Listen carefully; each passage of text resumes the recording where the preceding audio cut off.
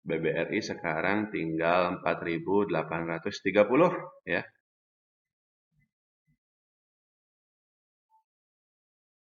Dan kalau dihitung dari puncaknya dia sempat 6.000 sekian, baru aja beberapa waktu yang lalu, nah di sini 6.400 malah. Berarti penurunannya dia itu sudah lebih dari 20%, 25%. Posisi dia sekarang bahkan balik lagi ke posisi terendahnya dalam waktu 1 tahun terakhir. Apakah ini kesempatan untuk masuk? Ataukah justru ya kita harus keluar dulu karena sekarang ada cerita yang tadi seperti Pak Dimas bilang ya, kenaikan suku bunga, apakah itu akan menghambat pertumbuhan kredit dan seterusnya. Jawaban simpelnya begini, Pak Dimas. Pertama ya, kalau kita perhatikan lagi, yang tadi saya katakan ya, Bank BRI itu betul dia turun 20% lebih lah, antara 20 sampai 25% dari puncaknya kemarin di bulan Maret ya, sampai sekarang tinggal 4.800. Tapi dalam 1 tahun terakhir, ya bisa dibilang, ya dia cuma balik lagi ke posisi awal.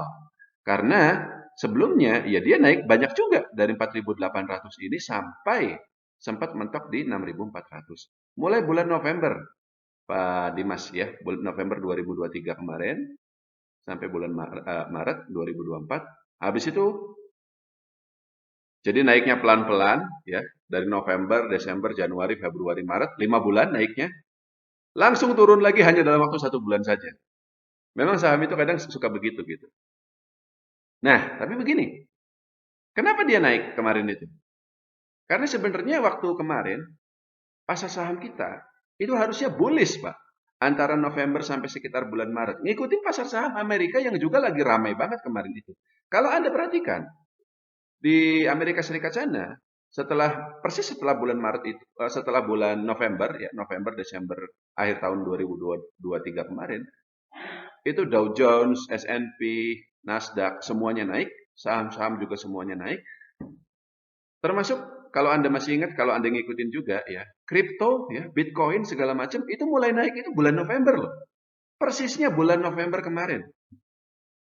Dan di Indonesia asing juga sama belanja banyak. Karena kalau di luar sana lagi euforia, seharusnya di kita juga sama naik.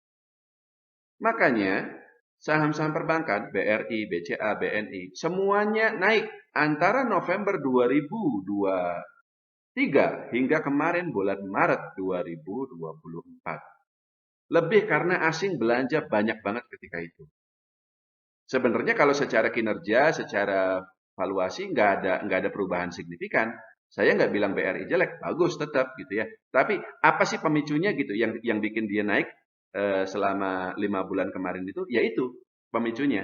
Ada situasi euforia yang sayangnya hanya dialami oleh saham-saham perbankan saja. Kalau Anda perhatikan, ketika kemarin saham-saham naik itu, Bank Syariah Indonesia ya, BRIS itu naik, Bank BRI naik, Bank BCA naik, BNGA ya Bank Niaga naik, NISP naik, Bank Danamon naik. Di luar itu, Astra turun, Indofood turun, Telkom sempat naik tapi langsung turun lagi. Kenapa? Ya balik lagi itu ada sesuatu yang aneh di pasar modal kita, yaitu ketika saham-saham Barito itu tiba-tiba naik semuanya ya. Orang itu jadi bingung, akhirnya mereka investor asing ini nggak mau masuk ke saham-saham lain kecuali hanya perbankan saja. Itulah yang kemudian bikin saham-saham perbankan naik, IHSG-nya pun naik. Kemarin kan memang IHSG naik kan, sempat sampai 7.400, tapi saham-saham yang lain di luar perbankan sama sekali tidak ikut menikmati euforia kemarin. Tetap aja di situ. Dan sekarang ketika turun, ya mereka lanjut turun lebih dalam lagi. Ini situasi sulit yang memang belum pernah terjadi sebelumnya selama pengalaman saya 15 tahun di pasar modal, baru kali ini terjadi. Jadi kalau yang pegang saham perbankan sih Anda nggak rugi sekarang kalau misalnya Anda memang masuknya itu sejak setahun yang lalu. Karena harga sahamnya itu hanya balik lagi ke posisi awal gitu loh. Tapi kalau Anda bukan pegang saham perbankan, ya bisa dibilang mungkin rugi semua gitu ya. Nah, tapi kembali lagi ke Bank BRI. Situasi euforia yang tadi saya jelaskan, di mana sahamnya naik banyak dari bulan November sampai bulan Maret hingga ke posisi 6.400, itu pada titik tertentu memang membuat saham BRI itu sendiri Sekali lagi secara fundamental dia nggak ada masalah ya. Kinerja dia di kuartal 1 2024 ini pun masih bagus. Laba dia masih naik, pendapatannya dia juga sama masih naik. Tapi pada harga 6.400 itu, coba deh Pak Dimas cek price to earning rasionya, PER-nya, berapa ketika itu. Sudah 15 kali, sudah 16 kali. Udah mahal. Rumusnya gampang kok Pak. Kalau saham-saham perbankan yang Big Four itu ya. Big Four, BCA, Mandiri, BRI, BNI. Atau khususnya untuk BRI lah. Khususnya untuk BRI. Harga wajarnya, gampangnya, per 12 kali. Udah, itu aja. Artinya di atas itu dia mahal, di bawah itu dia murah. Berapa per 12 kali untuk BRI? Harga saham berapa? Persis Rp5.000. Persis Rp5.000. Itu 12 kali. Kalau kemarin dia sampai 6.000, itu per dia itu sudah 14 atau 15 kali. Udah mahal. Dan sekarang pada harga 4.800, per dia berapa? 11 kali.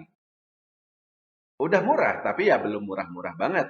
Kalau kita patokan murah itu biasanya kan pakai margin of safety. Berapa itu? Sekitar 20 sampai 25% di bawah harga wajar. Kalau harga wajar bagi BRI tadi saya katakan Rp5.000, maka murahnya adalah kurang lebih di 4.500. 4.500 atau 4.200. Jadi, kenapa BRI turun?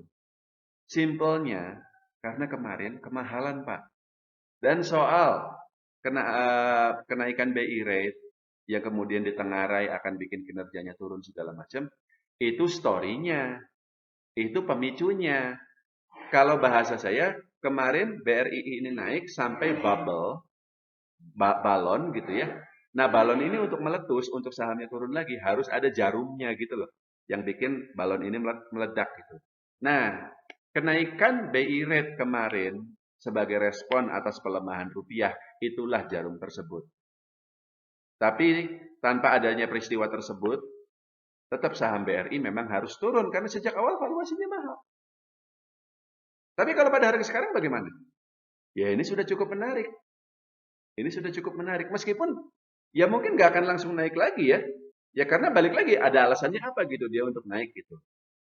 Tapi kalau kinerja perusahaan tetap bagus dan harusnya memang tetap bagus untuk tahun 2024 ini. Saya sendiri pun kalau memang besok-besok BRI lanjut turun sampai yang tadi saya katakan 4.500 ya. 4.000 eh, mungkin untuk membayangkannya susah ya karena kemarin kan dia sempat 6.000 ya, sempat 5.500 tapi enggak, Pak. Sejak awal dia kenaikan itu karena situasi euforia bubble yang tadi saya sebutkan. Wajarnya dia di 5.000, Pak. Wajarnya dia itu di 5.000. Kalau kalau di atas itu dia agak mahal. Bukan lihat dia udah naik atau turun berapa persen, bukan itu dong. Kita tetap dilihat dari indikator valuasinya yang price to earning ratio itu tadi. Jadi, karena situasi BI rate naik ini juga sedikit di luar perkiraan juga ya. Kita pikir BI rate udah nggak akan naik lebih tinggi lagi. Rupiah juga harusnya tidak akan melemah lebih lanjut lagi. Tapi ternyata rupiah melanjut melemah, BI rate juga terpaksa dinaikkan, akhirnya seperti itu. Maka memang tekanannya akan terjadi selama beberapa waktu ya. Tapi pada satu titik tertentu ketika nanti BRI itu lanjut turun ke 4.500 itu saya perkirakan baru di situ kalau saya sendiri ada pegang sahamnya ya saya nggak pegang. Tapi kalau saya sendiri ada pegang sahamnya saya nggak mau jual di harga segitu. Nggak mau lah. Enak aja. Nah baru dia akan stop. Dia nggak akan turun lebih lanjut ya. Dan akan mulai naik lagi sedikit baru kita di situ bisa masuk. Habis itu tunggu aja. Karena secara kinerja dia tetap bagus. Dan saya juga tidak melihat bahwa kenaikan BI rate ini akan menurunkan kinerja perusahaan. Tidak. Kenapa Pak Dimas? Ingat, BI rate itu memang sudah naik dari kemarin-kemarin. Pada tahun 2020, BI rate kita itu cuma 3%. Sekarang sudah 6%. Tapi sudah naik 2 kali lipat. Kinerja perbankan tetap tumbuh kan? Jadi kenapa kita katakan bahwa sekarang kalau nanti BI rate naik, kinerja bank akan turun? Selama ini memang naik tapi tetap tumbuh kok gitu. Jadi itu lebih ke sentimen saja. Kinerja perusahaan tetap akan bagus. Sekarang kita tunggu harga terbaik untuk masuk seperti itu. Dan ini berlaku sih sebenarnya nggak cuma untuk BRI, tapi untuk saham-saham perbankan yang lain juga.